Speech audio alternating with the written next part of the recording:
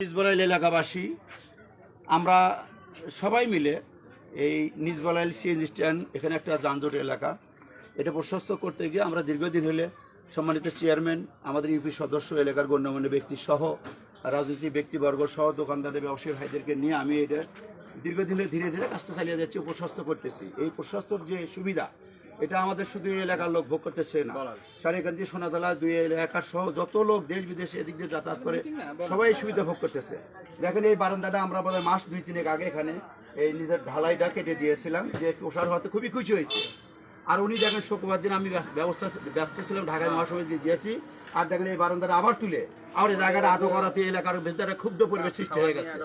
আমি সকলের কাছে আবেদন জানাই, এখানে একটা শান্ত পরিবেশ অশান্ত না করে জনগণের সুবিধার্থে যতটুকু এলাকার সুবিধার্থে সহযোগিতা করা দরকার এটা করতে থাকেন। আমি এই ব্যবসায়ী ভাই যাই করছে তাকে অনুরোধ রাখবো, যে পরিমাণ আগে আমরা সম্মতিত করেছি ওর পরিমাণের 1 ইঞ্চি বাড়তি বারান্দা দেওয়া যাবে না। সুতরাং এখানে আমি এলাকার গণ্যমান্য ব্যক্তি, মেম্বার, চেয়ারম্যান সকলকে দেখাইলাম। আর এখানে চেয়ারম্যান সাহেব সম্মানিত, তিনি এসে দেখলেন অতীতে এই জায়গাটার জন্য দেশ বিদেশের সবাই আমাদের প্রশংসা করছে।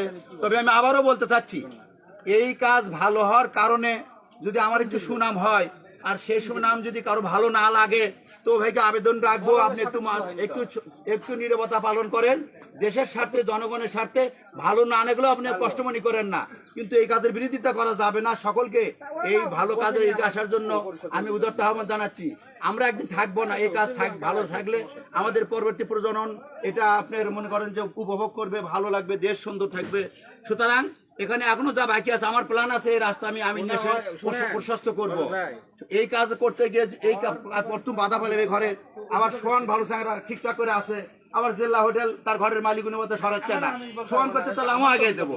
এইভাবে যদি আগে যাওয়ার প্রতিযোগিতা, মানে অন্যায়ের প্রতিযোগিতা এই দেশে চলে, তাহলে তো দেশে ভালো হবে না। আমরা যতই আশা করি দেশ তো ভালো হবে না। দেশ ভালো হতে গেলে আমাদের সকলকে ভালো হতে হবে, সবাইকে ভালো কাজে এগিয়ে আসতে হবে। সুতরাং সকলকে এই প্রশস্ত কাজে, ভালো কাজে এগিয়ে আসার আহ্বান করে আমি আমার ভুল ভ্রান্তি থেকে ক্ষমা চেয়ে, আমাকে আপনারা কাউকে শত্রু বানাবেন না।